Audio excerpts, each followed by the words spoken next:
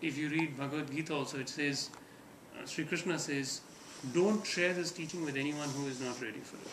Right?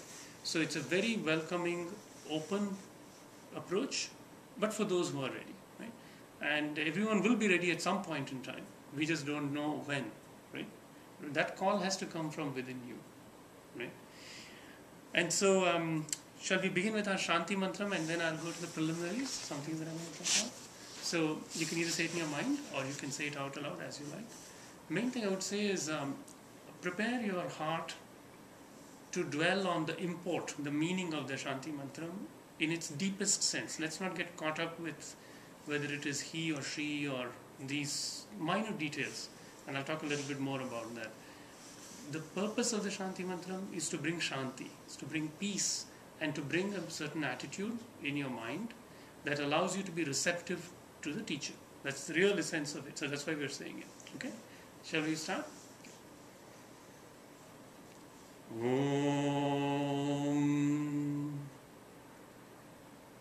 Sahana Vavatu Sahanau Bhunaktu Sahaviryam Karavavahai Tejasvinavadhitamastu Ma Vidvishavahai. Om Shanti Shanti Shanti.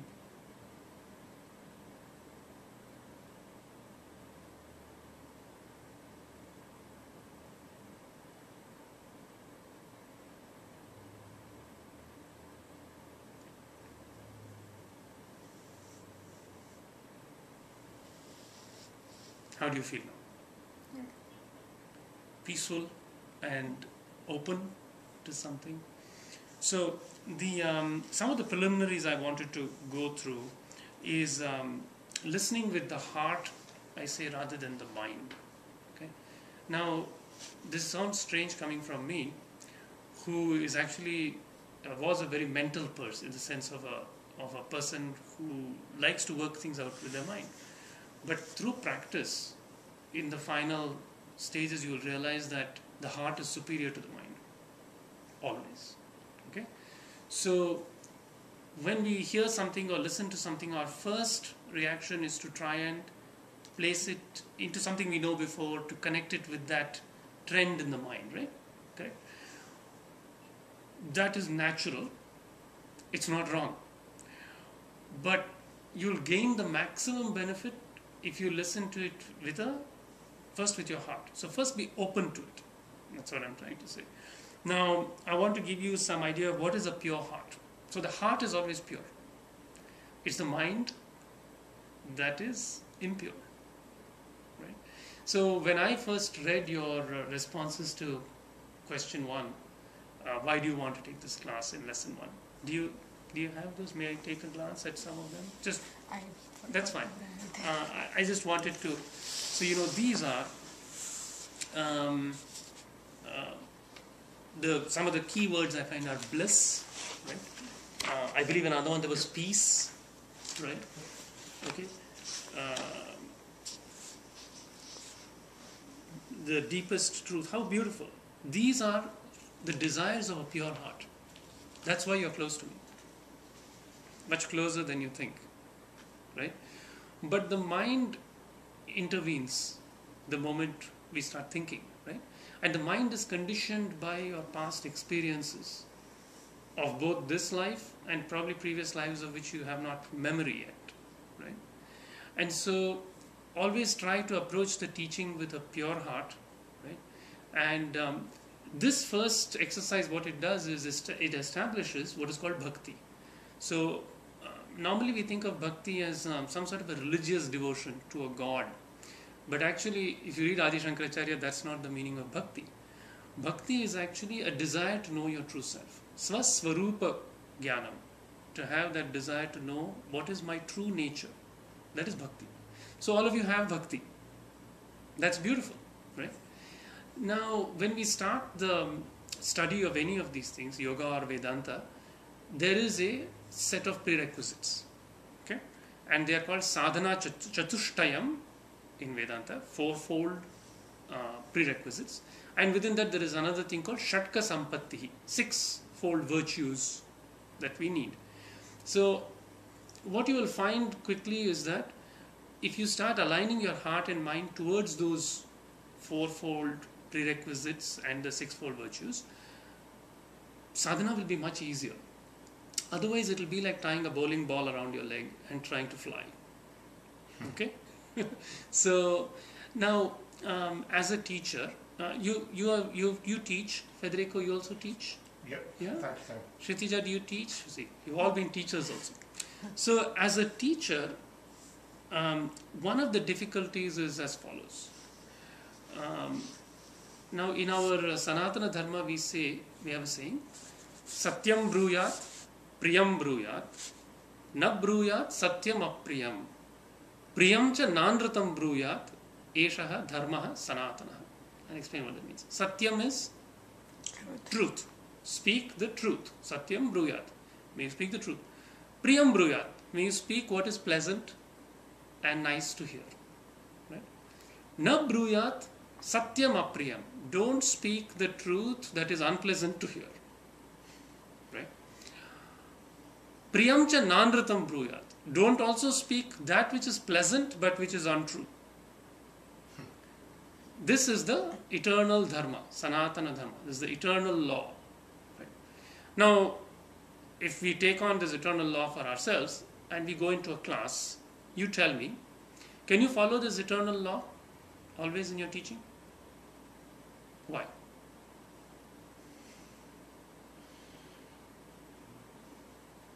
Because we're conditioned by the ways of the world and the mind is at work.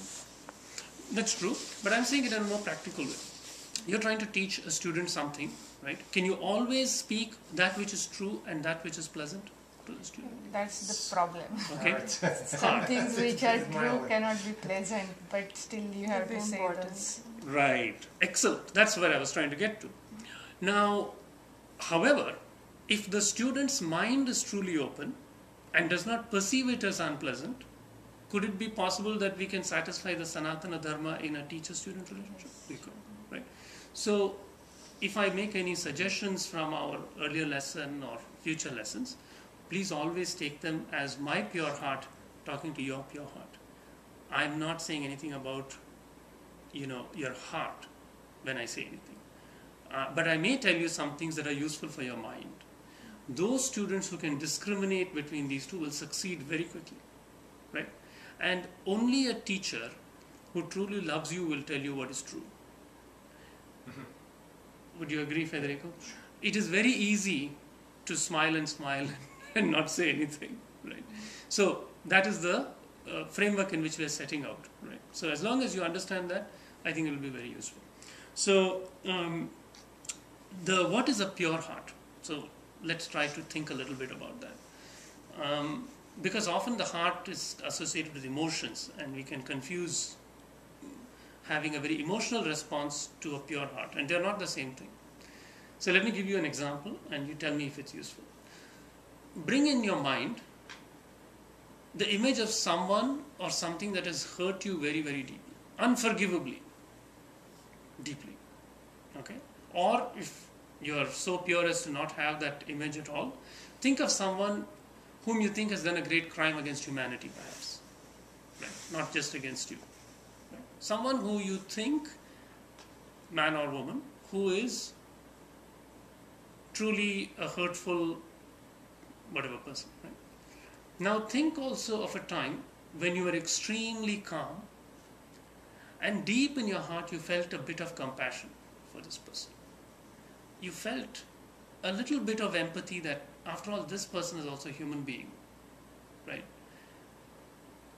Maybe I can empathize with the difficulties they were going through, right? Do you see what I'm trying to say? It's very easy to love your own kith and kin. It's very easy to love your family. It's very easy to love your community. It's very easy. It's very hard to love somebody whom your mind first hates, right? And that's what I'm trying to say. You will learn that empathy that comes is a true feeling. It's not a false feeling. Do you see what I'm trying to say? Right? So if you're after the truth, you should know when your heart is speaking to you in a true fashion. It is not an emotional feeling of, oh, I love somebody because they look attractive. This person looks repulsive in every way, right? But the pure heart tells you that there is something beneath this veneer. Do you see what I'm trying to say? Do you understand what I mean by pure heart? It's not the emotional heart that goes and hugs your child, right? That is the pure heart. So open that pure heart when you listen, right? And that pure heart will conquer the impure mind. Does that make sense to you? Do you see what I mean? Yeah, it does make sense, but sometimes I feel being empathy is little too strong. If you cannot detach yourself from it, then you yourself get part of the problem. Sure, right. That I'm just saying, I'm not going to go beyond the point of that first stirring of compassion. Right? That's a pure heart. In Buddhism, there's a technical exercise like this. You first feel an empathy to a loved one, then to a neutral one, then to an enemy. Right. So it's somehow in stages. Sure, that's also good. I just wanted to jump straight to the thing because I feel you guys are ready for it. Right? I don't have, from seeing your responses, I don't have doubt that you have difficulty with your loved ones. Right? So that was pure heart. Now, so the other thing is mind. And there is a very beautiful phrase from Zen Buddhism I'll borrow.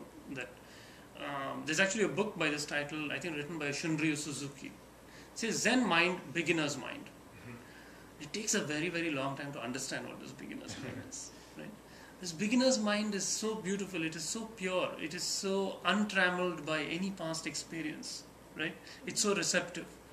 That is a mind field you should aim for when you listen to the teaching. Right? Otherwise it will be very difficult, because if you build up personal rejections of certain aspects of the teaching, then it will be very hard. Now, I'll often give you different analogies and see which one helps you. The stuff that I'm bringing you is like, I'm really telling you, it's like the nectar of immortality in a cup. Okay, don't look at it and say, is there a speck in there? Is there poison here? Could it be? You see, and that's what I mean when I'm saying the teaching is beyond judgment at this point, right? So that is not meant to say that you should be gullible. There are two different things. That is not meant to say that you shouldn't ask questions, right? But in this dual conditioned world, which is not the universal single state that we are in the dual world, everything can have a good and a bad. It's like a dagger, right? Questioning can be very good if you use the dagger to cut at ignorance, the sword. If you point the dagger at yourself and question the teaching, you're impeding yourself. That's the point I'm trying to make, right? So now what is the teaching? And I'll tell you what is meant by the teaching in this class. So in a tradition, there are two classes of the teachings. The first one is called Shruti. Shruti means that which was revealed. Literally it means that which was heard, but that hearing is not our hearing through the ears that you know. That hearing is a revelation in the depths of meditation. Okay? When you finish this class, or when you have any siddhi, attainment in yoga and Vedanta, you are not going to understand it with your mind as much as it's going to be a flash. Intuitive flash. And then everything will collapse and make sense. Okay? And they will come in a cascade at times, like a torrent of insights. That's called Dharma Megha Samadhi. Okay? So, it is important to understand that certain teachings are not made up by any human being. They come from beyond the conditioning of a human being. Okay? That is Shruti. So in our tradition, we don't question the Shruti. However, you may not understand the Shruti right away. That's okay, right? So what I say is take it provisionally. Not saying that you have to nod your head to everything that is said, but say, okay, this is there, I don't understand it right now, but I have some faith. That's where this thing called Shraddha comes in. Shraddha is very important. It's a very important concept it is one of the prerequisites. Okay? So it is not a blind faith. I'm not asking you to have blind faith at all, right? What is this faith? Adi Shankaracharya says Shraddha is Vedanta Vakyadishu, Guru Vedanta Vakyadishu, Vishwasaha Shraddha. Guru, you know what Guru is? Teacher. We talked about the 3 gurus who I consider worth this thing. And I'll also give you some context of what a guide like me is doing. Okay? Guru and Vedanta. Vedanta is the end of the Veda. So these are the Upanishads. Right? In their words, there should be faith. There should be trust. Vishwasa. If that trust is not there, it will not be easy to proceed. Because you would not have satisfied the first one of the criteria. Right? This is, I'll give you another analogy. We are standing on the edge of a river. It's very dark. Right? This river is full of rapids, currents, crocodiles. Okay? And you have not learned to swim yet. And there is a path. There is actually a bridge over this river. And on the other side are sitting these gurus. Very happily, in bliss. And they are saying this path, this bridge is the Upanishads. This is the teaching. Okay? And what I am saying is, swim out a little bit in your meditation to reach this bridge. You'll climb on the bridge, you'll be safe, there'll be no problem. But if you constantly think with the mind, the impure mind, and go back and cling to the shore, you'll not be able to cross to the bridge, right? At least. Do you see what I'm trying to say? So, you have to have faith for at least that length of time that you can come to the bridge. Then, you'll have no problem. What does it mean to come to the bridge? When you practice, and that's why I emphasize practice so much, you will have some positive experience. Okay? It will be a step forward. When that experience is had by yourself, the conviction which you have will be the conviction which I speak today. I'm not parroting something that was written in these things. Once upon a time, somebody wrote back to me after my workshop, "Thank you for this excellent compilation of information." If I was compiling information, I don't need to do this, right? The information is there, right? What does every guide try to do? It is rephrasing it in your own experience, right? And you will have that experience. That's why I say it's not blind faith. Why is it not blind faith? Yoga is a science. If you do A, B, C, if you add sulfuric acid to copper, you're a chemistry guy. Or form copper sulfate, there's just no way around it. Provided, of course, the copper is clean and it's not oxidized and all that stuff. Right? Those are the preparations. So, if you do yoga sincerely, you have to attain. There's just no way around it. And then you will not need the crutch of a guide. You'll be independent. Right?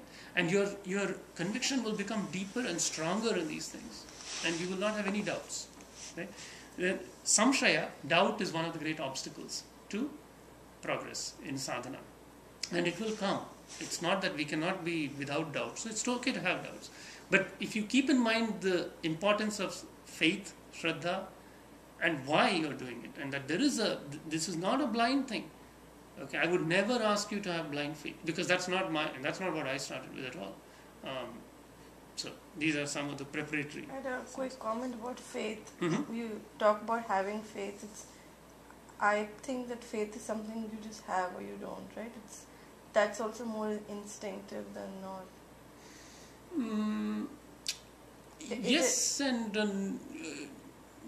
no, in the sense that it is possible for the mind, an extremely logical mind, to see the benefit of faith also, right? So you can, I've explained this to you and you're processing it to your mind and you see, yeah, okay, it makes sense. If I have to swim out into a dark river in which I know nothing, and as you do meditation, don't you feel that? Right. Don't you feel there's an unknown? Do you know everything in meditation? No. Correct? So it is useful to have faith, to know that there'll be something at the end of it, right? So there is a logical aspect to it also. It's not. To be honest with you, my attitude is exactly of this type. I was instinctively without the faith, but somehow there are a whole lot of somehow indirect evidence that you should be, in a sense, at least open. Right. Excellent. Right. And it's, in fact, even in if you go to a physics class also, you have to have faith in the teacher, right? If you don't believe that the teacher can teach you physics, you're not going to learn physics. Right. So it's not that, I mean, I agree with you that it's perhaps it's beautiful in you if it comes naturally, but it's not wrong if it's learned also. The ultimate end is however you get it. If you have it, that's good. Right? Apologies for interrupting you. I had the same argument that was a turning point for myself. Like, for example, in science, everyone believes in an electron, for example. Right. Have you seen an electron? No. So you take it on faith. So it's a similar process. That's beautiful. Thank you so much, Federico. You took the words out of my mouth, because that's absolutely right. There is so much in the empirical world that we see outside that we take on faith, right? And we don't have any problem with that. That's what I find very interesting. But yet, when you bring this in, suddenly people think, "Oh, it's mumbo jumbo." No. I'll tell you how it stands. The Upanishadic rishis, they penetrated reality, which has many levels. There are about at least 7 worlds, and you only know the first world, Bhulokam, the empirical physical world. And there is a very thick veil between this reality and ourselves. This veil has many layers. Depending on how you count it, you can say it has 7 layers inwards, 7 layers outwards, 3 layers, depending on what terminology you use. But it's a very thick veil. So how are you going to pierce this veil? Meditation. Through meditation, through Yoga DhyAnam, through focusing the power of the mind to pierce the veil. And when you pierce even the first substratum of the veil, right, you'll have a very delightful feeling. Because suddenly will be revealed to you the fact that which I took for reality permanently, this physical reality, is not everything. There is something more here. And then when you start practicing more and everything that you find starts to fall in line with what these guys have said, what will be the level of your conviction? Extreme. Why do you think I'm doing this? I would not do this if I did not completely have conviction. And now that brings us to another Yoga Sutra, which is a very beautiful piece. In Yoga Sutra, it says there are several fluctuations in the mind, and these fluctuations have 5 types. Of these 5 types, there is one type that is a good fluctuation. That is called the true way of knowing knowledge. It's called pramana. In fact, in all our philosophical systems, this pramana is very important. So what do I take as a genuine way of knowing? Right? Pramana. So let us ask, so Yoga Sutra tells us the pramana is of 3 types. Pratyaksha, Anumana, Agamani, Pramana. Pratyaksha means direct experience. Pratyaksha means in front of my eyes. Aksha is eye, Pratyaksha, in front of my eyes. But not the physical eye always. There is an eye in meditation also, right? Do you see what I'm trying to say? If you can see it in front of that eye, right, then there's no doubt. Correct?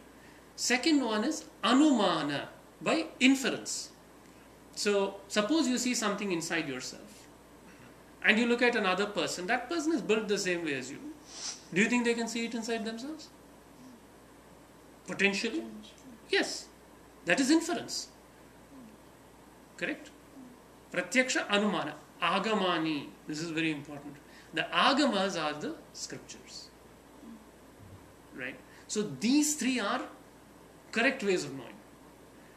As you go through life and meditation, you want to move the proportion of knowledge in the Agamas and Anumana into Pratyaksha. In the end, when your whole direct experience is one with what is said in the scriptures, what more is there to say? That's why Sri Shankara says at one point, he says, to those who don't know the reality, the Vedas are useless. And to those who know the reality, the Vedas are also useless.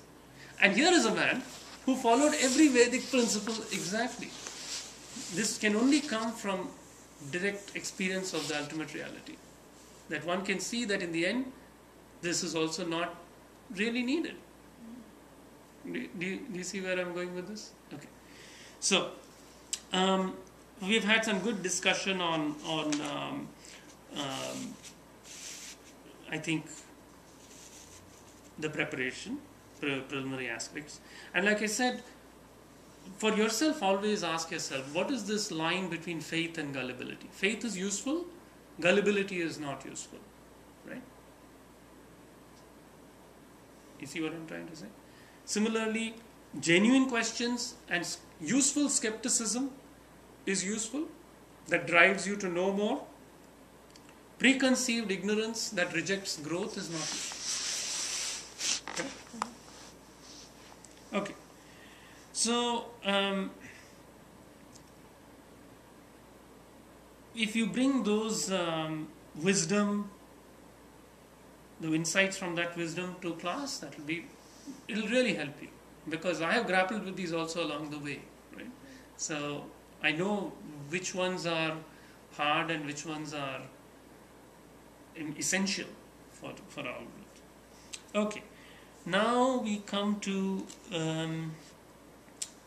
in the preliminaries I have a thing. You can look at this article called Knowledge and Gnosis, and I think that's very useful. We talked a little bit about Shraddha, and again, as I said, the maximum benefit from these classes you can get is through not the information compilation. That's fine, it's probably there indirectly, but it will come from your own practice and the questions you ask. Now, I also want to talk about another important qualification, which is called Viveka. Viveka means discrimination, and actually in Vedanta this discrimination is between the real and the unreal. Okay, but we're not there yet. So beginning, a more preliminary form of discrimination is necessary. Okay, and that discrimination is learning from different sources, right? In our tradition, we talk about this legendary swan that can sift milk from water. Okay, so one should be like a swan. One should know what to take, the good stuff to take from any source, and what to just leave behind. It's not even rejecting it, it's an indifference to that. So, knowing what to accept and what not to react to, depending on the source from where it is coming, that's very useful. Slowly it will deepen into a discrimination of what is real and what is unreal. Yeah. This brings me to the question of if you don't mind, could you state your precise attitude towards Buddhism? Okay. Just out of curiosity. So again, the last time you mentioned that you would eventually state your position on this. Right. I'm curious. So the way I see it is, so first let me spin off Sure. what is acceptable sure. and what you can accept. And there are many good things to accept, right? The principles of Buddhism are not contrarian to much that we are doing in yoga and Vedanta. Now, to understand Buddhism, it's useful to think of the timeline. Okay, so you see, much before Buddha arrived on the scene in India, the Upanishads were already there. And now in the Upanishads, you gave me a good starting line. There are certain things called Mahavakyas, the great sayings. Okay, so I'll give you one great saying, which says, Ekam Advitiyam Brahma. One without a second is Brahman. Brahman is one without a second. So this is an insight gained by a rishi in deep meditation, and he didn't put his name on it. These are beyond, nobody can put your name on it. Once you have an insight in that space, you know that doesn't come from you. There is no you anymore. Right? So there are 7 such great sayings. And these actually point to the eternal truth. Right? So if the truth is eternal, it cannot be temporal. So nobody can come and say anything new after that. Right? So now Buddha lived in India and then he passed away, but Buddhism actually spread to Tibet and other places, right? So in fact, what you will find is that much of that you see in Buddhism derives from that which was already there in India. And in fact, if you look at Marpa, who was a very famous Tibetan Buddhist, why was he so famous? He traveled thrice over the Himalayas and visited Naropa and learned from Naropa. So where did Naropa learn from? Okay, you can go back to Buddha. Where did Buddha, what context did Buddha come into? You see, the eternal truth is not changing. There is nothing that Buddha said that contradicts the eternal truth. Why Buddha said what he said has to be understood in the context of place, time and circumstance. Desh, Kal, Paristhiti. He came at a time when Hinduism had fallen into great decay. And it was in a very bad state where people were just following the rituals and the original insights of the seers and the rishis had completely fallen off. Okay, so society had become very corrupt. The Brahmins had become very corrupt. The priests had become very corrupt. They had no true insight. They were not worthy of being qualified as being called Brahmanas. Right? They did not know Brahman. How could they be called a Brahmana? Right? In this scene, Buddha arrived, and Buddha had a genuine insight. Now, when he came out of that insight, he could do one of two things. He could either say this is exactly what is said in the Upanishads, or he could say, wait, I want to reach out to those genuine people whose hearts are pure, who have no place in this traditional society, who have no hope with this power structure of these corrupt priests and Brahmins, right? So he said, no, I will teach you a new way. We don't need any of these trappings of this elaborate Vedic structure, right? And I will teach you a new way. But if you go down to the depth of his insight, and I think we can talk about that later, which is the question of Anatman or Atman. At the end, Buddhism is called Shunyavada. Shunyavada means it's a nihilistic philosophy. At the core, there is nothing, the void. And there are certain both logical and experiential things that deny that. So I'll tell you one. So when you perform your meditations and you penetrate all these veils, finally you will come to a point where indeed there is nothing. So then the question arises, if indeed at the core of everything there is nothing, who is there who says there is nothing? Who is there to say there is nothing? This is what the Chandogya Upanishad says. No, it cannot be nothing at the core, because who is there to say nothing? Who is there to sense nothing? So it is consciousness. It is not nothing at the core. That is how Shankara rejected the Shunyavada. And he said, how can there be nothing? Who is there to say there is nothing? But this I am telling you, in your mind you will process this through your mental effort, but you will only understand it truly when you penetrate and come to that core of nothingness and transcend beyond that and see that there is truth in this. That will be experienced. Okay? However, up to the point of coming to the question of nothing or not nothing, which is why I said it is the two sides of a coin. Is it 1 or 0? There is no difference between what Buddha said and what Shankara said. All the practices he recommends are beautiful. All the principles he recommends are beautiful. How can anybody be against that? So when somebody asks me, this is my feeling. I love Buddhists are my brothers. I embrace them. But at the core, one can only have a discussion with somebody who has penetrated to that core. And most Buddhists I have met have not penetrated to that core to have this debate with me. Yeah, I like very much your answer. Yeah, this was my feeling too, that maybe it's just a formal contradiction on the syntax level. Yes. that preoccupies people. Yes, and it's not useful to get into that contradiction at our beginning in sadhana. Yeah. But it's important to, that's why I told you, have a provisional viewpoint. Yes. Have a provisional, I don't even mind if you say, well, I'd like to know what is at the core of everything, and I accept both these practices insofar as they do not contradict each other. And actually, on a practical level, they do not. Yes. They are in full synchrony. I see almost every parallel in everything. So it's ultimately boils down to this contradiction of emptiness, which could be a silly wording contradiction, formal. Which is exactly the point. How do you describe something that is beyond description?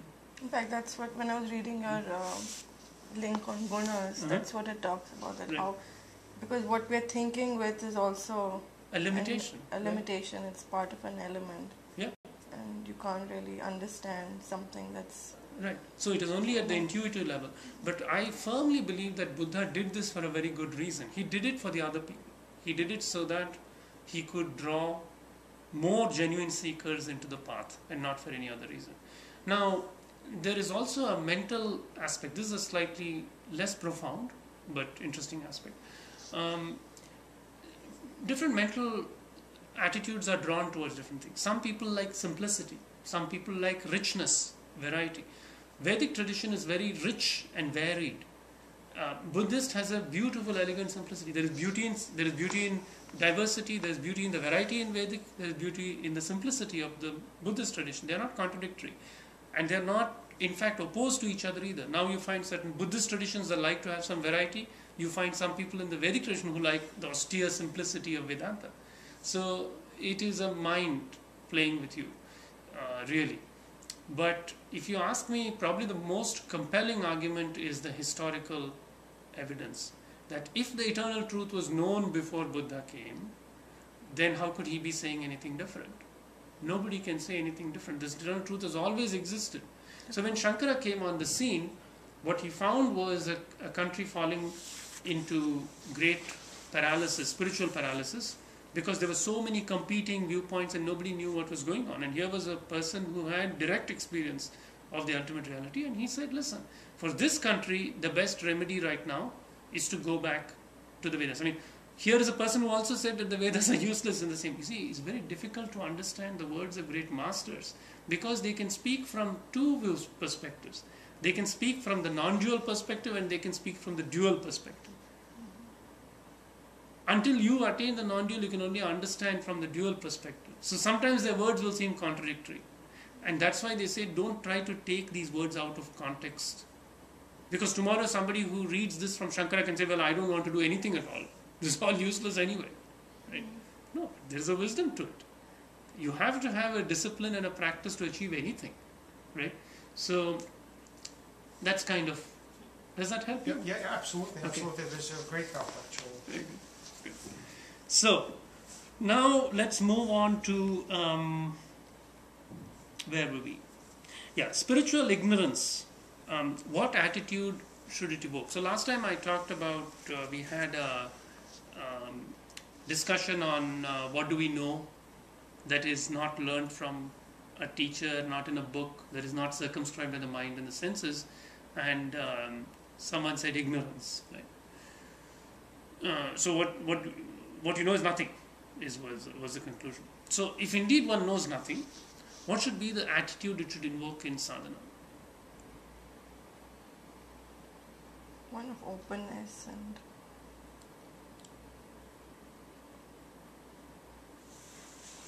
And yes? and the humility to learn.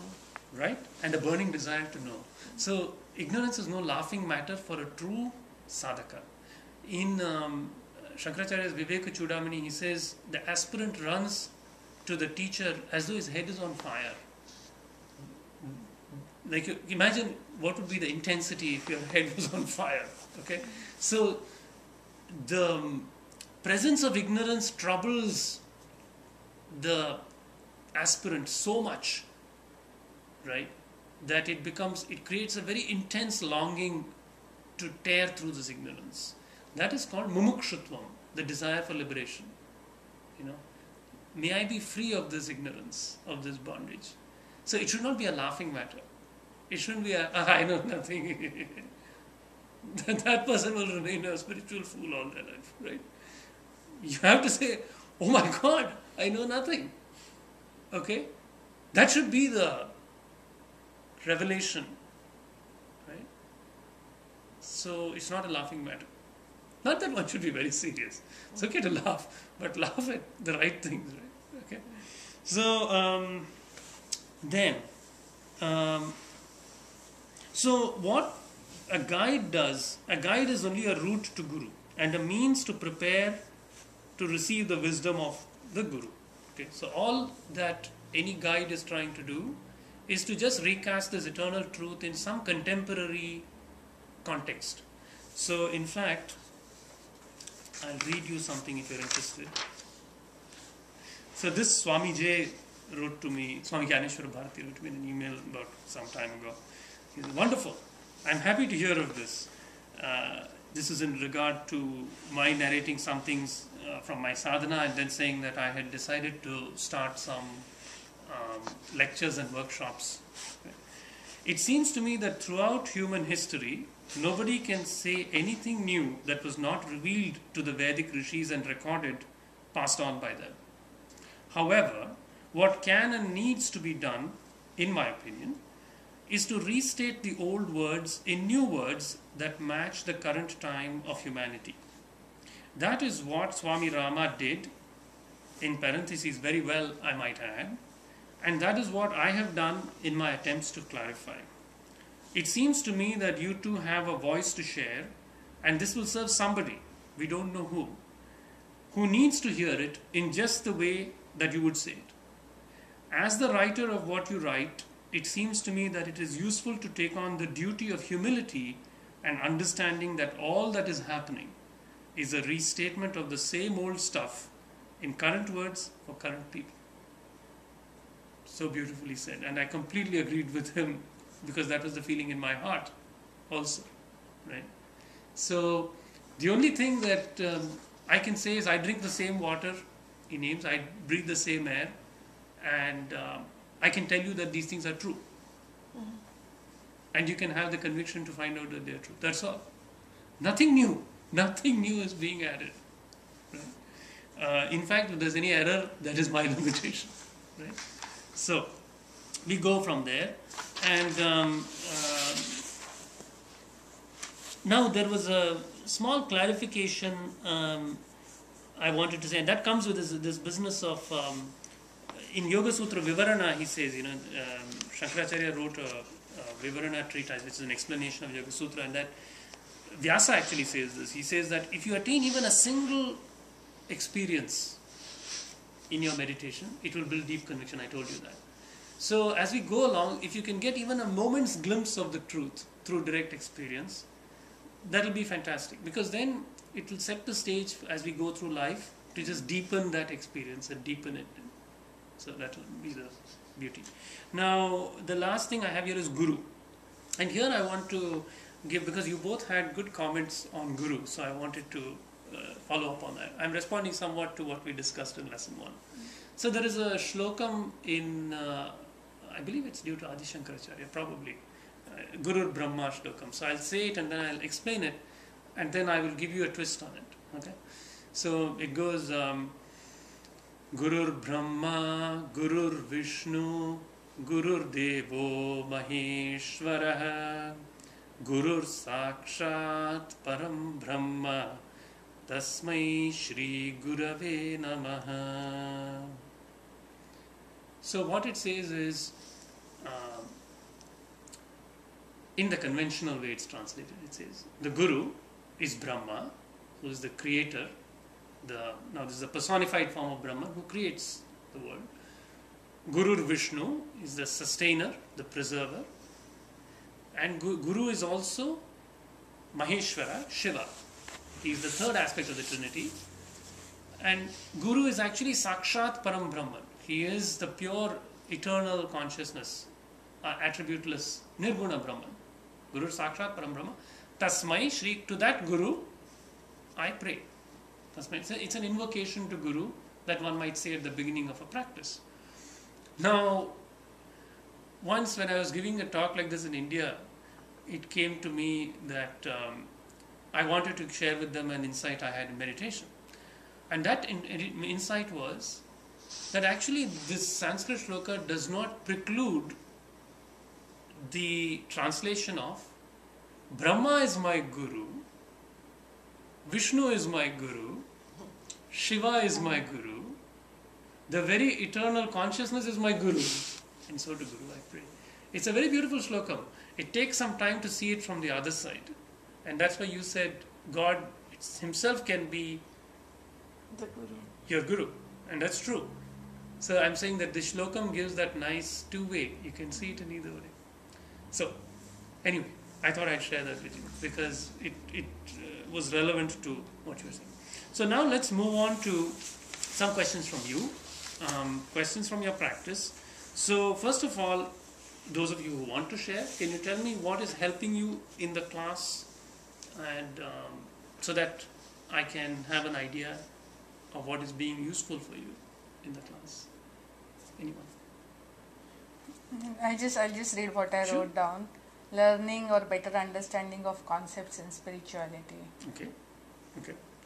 I mean, I am doing a lot of independent reading on my own, and Mhm.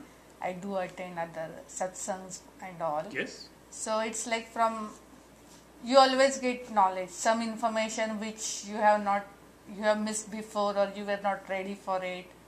So that's what my aim is. Very good. I think that's a good point. You were not ready for also, because there are various stages. I think we have been talking for the last few months or since last year, and some of the things you said before, to which I might have just nodded, are making more sense. And is it okay if I just bring this verse I saw for the last couple of weeks, and I've read it several times, number 17. Pranayamam, pratyaharam, nitya nitya viveka vicharam. Right. So this is just making more sense, and it sort of resonates with me more. Yes. Than, yes. So. Very good. And this is that thing we said about viveka, nitya anitya viveka. So nitya is eternal, anitya is transient, temporary. The discrimination of the two is very important, and the contemplation of that. Nitya anitya viveka vichara. And This is Bhajagovindam. okay. I think you This guys is the have one a that PDF of it. yeah, Did you he see sent it? the Yeah, PDF. Right. Yeah, oh, it's the same. Okay. It's the same thing. Yeah, it's just in a booklet form. I see. Okay. And Federico. Well, to be honest, I'm a little bit more narrow-minded, like rational, and my primary point was purely pragmatic, to improve my concentration. And now, in the larger context, I see that the two are completely complementary, the Buddhist and yogic traditions. And it seems to me, in the Buddhist tradition, at least so far from what I've seen, there's a very detailed technology of how to do the concentration practice, but very little about somehow the supporting practices that are helping. For example, the breathing practices, all this is somehow very supportive for the concentration. It's something that somehow lacking there. And this brings me to the question: how do you organize your practice, like the structure of it? I assume the meditation associate, and this brings to another question later on: what exactly you mean by meditation?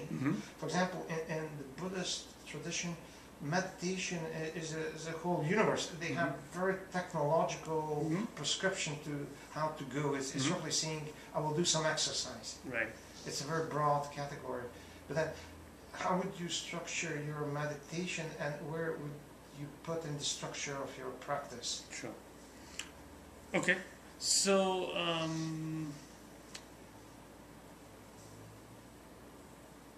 right. So the concepts seem to be helping all of you, is what I And that, yeah, I think that, take away. especially given our lifestyles and all, if you have specific, especially like for me, the diaphragmatic breathing, that just makes a lot of sense, and that has. So I'll just share with you what my practice log was. So I started off first 3 days, I did 20 minutes, and I think just from the enthusiasm of having gone to a class, and then I came down with a cold, and which kept me from even just breathing regularly. So I just sort of in the morning, the time that I was spending in meditation, I just lay in bed and I just just thought about it, and without being physically able to do it. Right. But in the last week, more so the last couple of days, that whole diaphragmatic breathing is just getting easier, and just thinking about it, and the excitement of having ended it and knowing that I'll return to it the next day is just more That's beautiful. exciting. Right.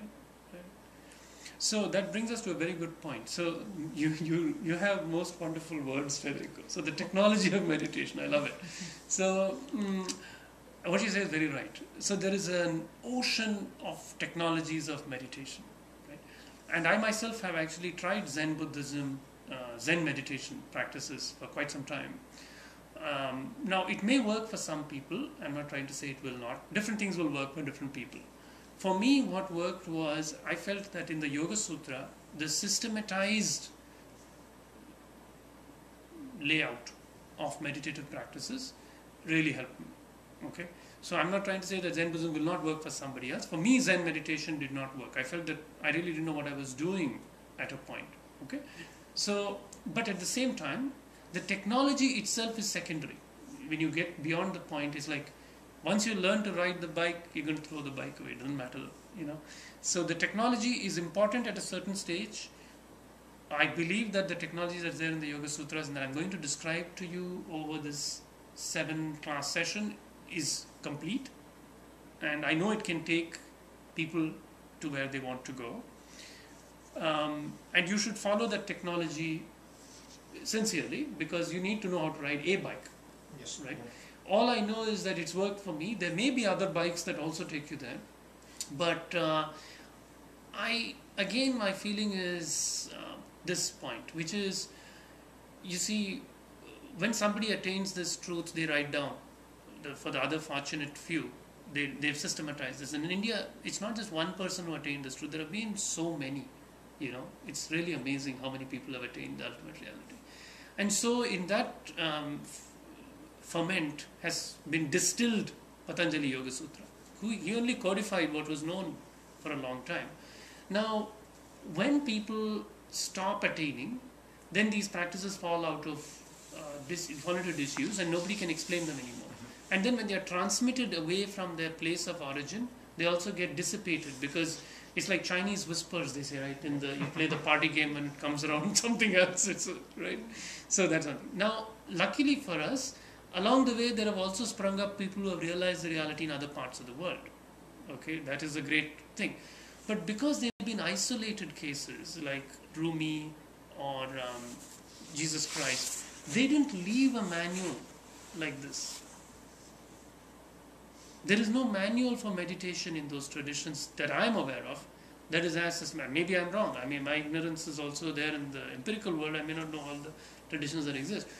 But given that we have been so lucky to have this very clear manual that works, I can tell you for sure, then I think it's worth following that technology. That's where and I'm going to try to explain you that technology. Yeah. And if you see parallels with other things in your experience, great.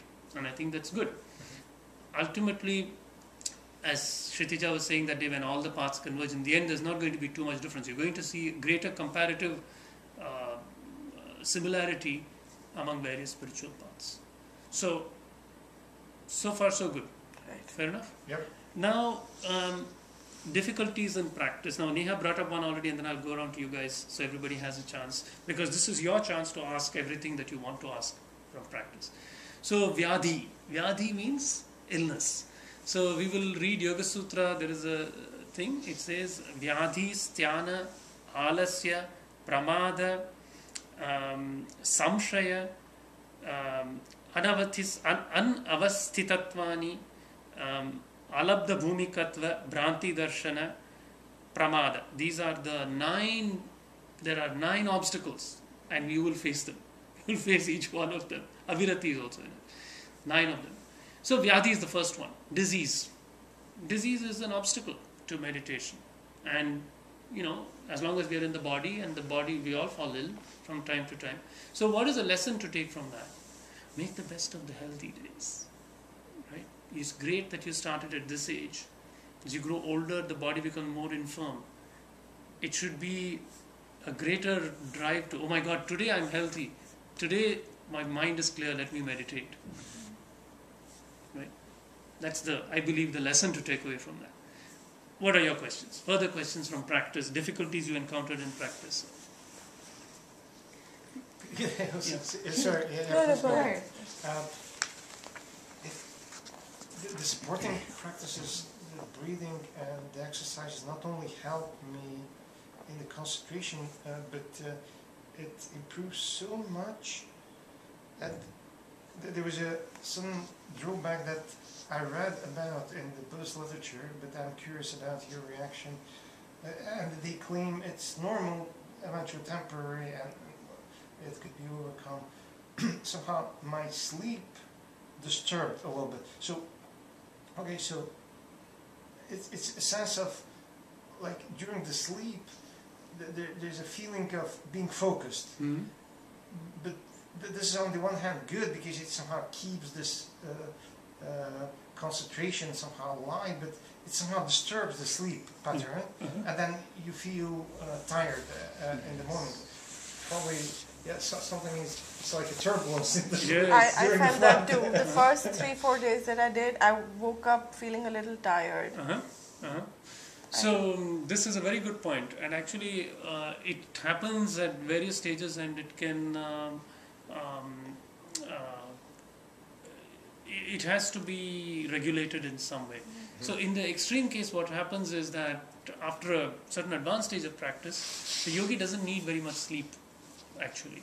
So because you learn to put the mind to rest, so what happens in sleep? Sleep actually what happens is that there are no concepts presented to the mind. That is sleep. So pratyaya abhava is nidra.